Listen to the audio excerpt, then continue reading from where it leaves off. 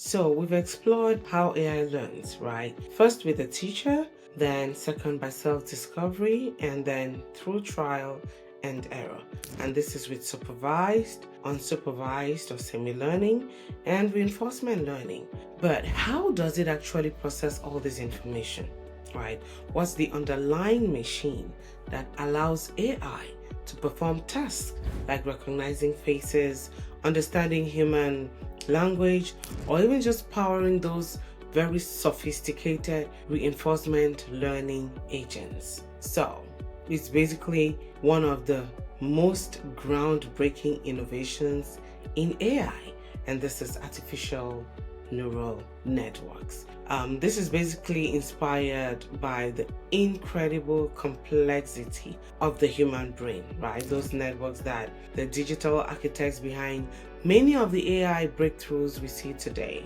We are going to just basically peel off those layers to understand exactly how these digital brains work in the background. So, what really is an artificial neural network, right? Let's look at this as basically computational model that is inspired by the structure or the function of our biological neural networks, which are our brains, right? It's just composed of many interconnected processing units called neurons or nodes, and it's organized into layers, right? So we have, just imagine a collaborative team of problem solvers. Each member, let's consider the member a neuron, is simple, but when they work together, passing information and making small decisions, they can solve incredible problems. Just like biological neurons transmit signals, artificial neural networks receive input, process it, and then they transmit an output. So the power doesn't come from one single super smart neuron, but from a vast dynamic connection of interactions between millions of these very simple units, right? Now, what are the components of a neural network? We're going to look at the layers or the connections, right? The information highway that drives through the neural networks are typically organized in several layers. We have the input layer, the hidden layers, and then the output layer. Now, in the input layer, this is where our data enters the network, and each node here represents a specific feature in our data, right? So if you're classifying images, each input node might represent a pixel value. If it's a customer profile, an input node could be age, income, or the purchase history, right? Now, the second layer, which is the hidden layers, these are the thinking layers in between. Information from the input layer is being fed into these hidden layers, where complex computations and pattern recognition occurs. So a network can have one or many hidden layers, and the more the layers and nodes, the more complex the pattern it can potentially learn from, right? Now we have the third layer, which is the output layer, and this is where the network delivers its final product or its final prediction or decision.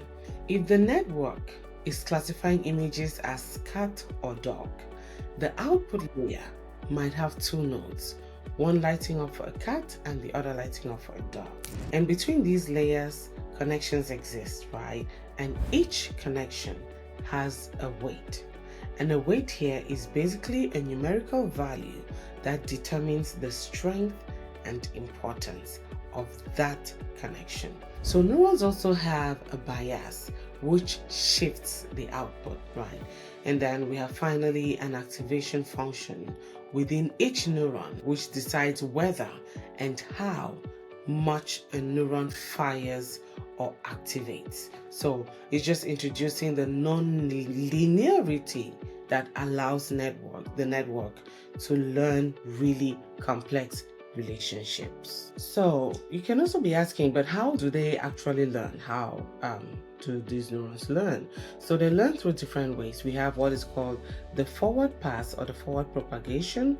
We also have the backward propagation, and then the which is a iterative refinement, right? And I'm going to show you, illustrate it to you how it actually works with neurons, but it's important to understand that the learning process is very elegant and it's iterative. So the forward propagation is where it's making a guess. You feed it data into the input layer and it travels through the network. Then it calculates the error, how wrong it was, and then it has a backward propagation where it learns from mistakes. And this process of forward pass, error calculation, backward propagation is repeated thousands and even millions of times with different pieces of data. And with each iteration, the network's weight and biases are refined. It allows it to be increasingly accurate, and then just with complex patterns, it can do this until predictions are highly precise. So let's explore the types of neural networks, right? Of course, there's different types of neural networks. And while the basic layered structure is common, neural networks come in various specialized architectures that are designed for different types of data and different types of problems. So we have the feed-forward neural networks, which are like the multi-layer perceptrons, right? They're also considered the MLPs. These are the foundational networks we've been describing, where information flows in one direction from input to output without loops. So it's great for tabular data or just for basic calculation. Then we have what is also called the convolutional neural networks, or the CNNs, right? And these are the powerhouses for image and video analysis. And they also, they use specialized convolutional layers to automatically detect features like edges, textures, and shapes within visual data. Makes them just incredibly effective for these facial recognition or object detection or medical image analysis. Now, we also have what is called the recurrent neural networks, and it's just designed for sequential data, right? Like text, speech, or even just time series. Now, they have internal memory that allows information to persist and make them ideal for tasks like language translation, speech recognition, and even just generating realistic text. So these specialized architectures are what truly unlock the diverse capabilities of modern AI, right? And allows it to tackle everything from creative content generation to complex scientific discovery. So why are neural networks so powerful? It's important to understand that the power of neural networks lies within a few key aspects. Automatic feature learning, right? Unlike traditional machine learning where humans manually design features, neural networks can automatically learn from complex features and representations directly from the raw data. In an image, a convolutional neural network might learn to detect eyes or noses without being explicitly programmed. That's just an example. Then another feature is its non-linearity, and thanks to this activation functions and multiple layers, neural networks can model incredibly complex non-linear relationships in data that are very impossible for simpler models to capture, right? And this is why they can handle tasks that seem almost intuitive for humans. Then scalability, while enough data and computational power, neural networks can scale to solve extremely challenging problems, right? Constantly improving their performance as they are exposed to more information. And the ability to learn intricate patterns and representations has made neural networks the backbone of AI revolution, just transforming fields across science, technology, and business. And business applications, talking of business, we can see this everywhere. Image and video recognition, like I earlier explained, it's basically powering your facial unlock, self-driving cars, recognizing pedestrians, traffic signs, medical detection, anomalies in X-rays, Then natural language processing, It enables virtual assistants like Siri and Alexa, with different machine learning tools and content generation platforms.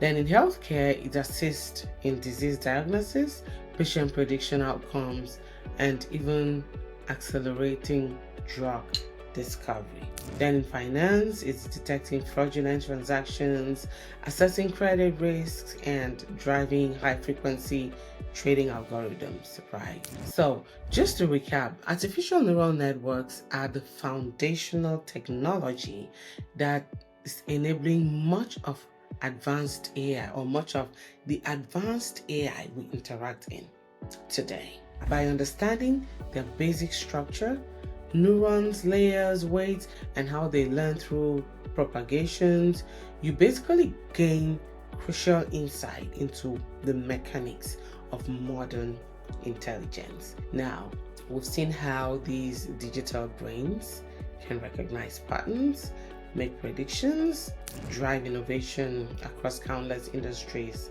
But as these networks grow in complexity, becoming deep, they unlock even more astonishing capabilities. In our next session, we'll dive into the deep learning and the large language models that these networks unlock, right? Just basically exploring how neural networks with many hidden layers are revolutionizing everything from creative writing to scientific research. Trust me, you don't want to miss, understanding the power behind the most talked about AI today. And I bet you, even you, when anybody hears AI, it's ChatGPT or Claude or, the most popular, which are large language models. So make sure to like this video. That's the best you can do if you really got value from it. Also subscribe to the channel, it's free. And that's the only way you can support me. Then hit that notification button so that every time I upload a new video, you'll get it. Now, this is another series as well. This was our module 6 of this series in AI literacy. And if you want the whole package for the AI literacy, be sure to enter your email in the waiting list and you will get notified when it drops. So I will see you in the next video.